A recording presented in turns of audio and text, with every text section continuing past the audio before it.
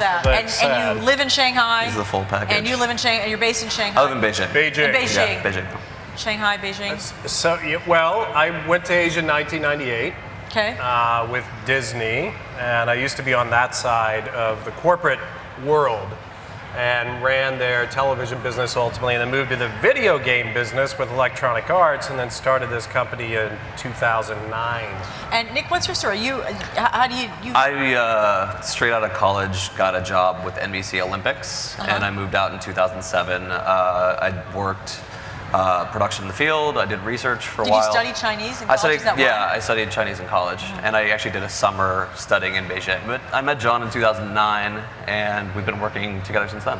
He came on to help write for Asia Uncut, the talk show, and the reason I really liked him is he kept telling me how bad it was. It was terrible. He still thinks that it's the worst talk show ever. If you're working in China, you can kind of, I mean, you're the host, you're the producer, you're the owner of the company. Like, you could never do that here, right? No, you never do all those I things. think it's the latter. I think it's because you can. You know, I think if you just try, I mean, there's no way you could start up a talk show in America like this, you know, coming from the corporate side. You know, it was something I always kind of wanted to do.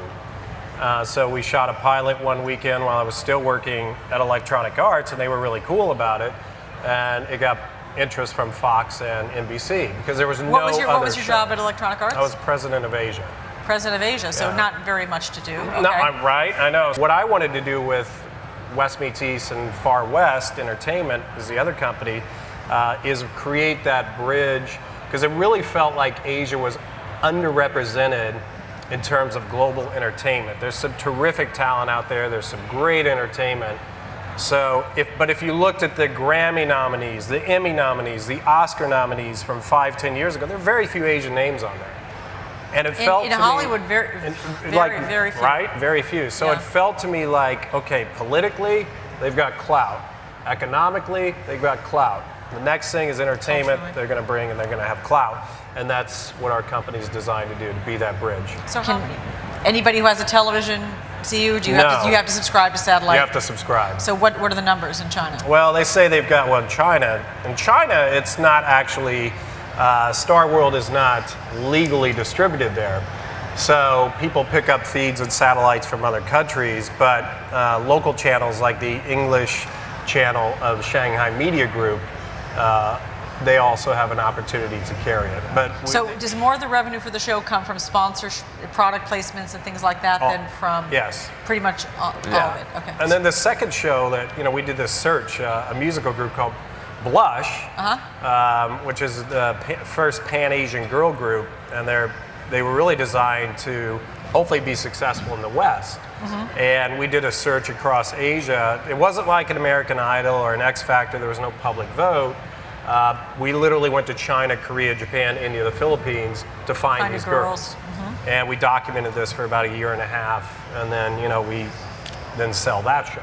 That's also aired in America, by the way, on Access TV. And then what Nick really is the man about is the Chinese content on the ground for China only, and they're both really important for us. So can you talk a little bit about what you're doing then? And for the past couple of years, China has seen an uptick in basically licensing formats out. So we serve as a format broker for local television like SMG, CCTV, Hubei. We have good relationships across the board and good local partners in Beijing that we basically go out and say, what are you guys looking for? And with the success of shows like The Voice and MasterChef, you know, companies are basically like paying for shows for the first time, and that's a big deal for us. Well, I should just ask, because people probably do care. Is there is there like some secret to you're in Hong Kong rather than mainland? I think we just found it easier in many ways of.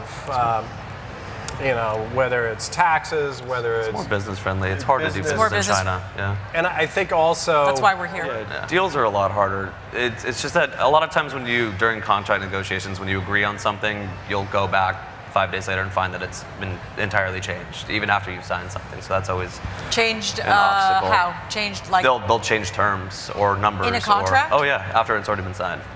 That's when the real negotiation begins. Yeah, that's a patience. He could talk about that. Patience is necessary. So sign the contract, then negotiate. Okay, so then what do you do in that case? You can either bend or you can stand firm. And I find it's probably better to stand firm. It just takes a lot longer. You have to have a contract, but it doesn't necessarily mean it's the final. It's not the final once you signed Yeah. it. Okay. Have you ever ended up in court in China? No, we've been fortunate. We have great partners, great relationship, and that's what it comes down to. I mean, you really have to. You can't go in there alone as a Western company. You do have to have great partners. Yeah. And we've been very lucky that way. We have really enjoyed our time there. I mean, for us, it's been very pleasant. You hear these horror stories, you hear these things about how scary it is in China, and we just haven't found that to be true.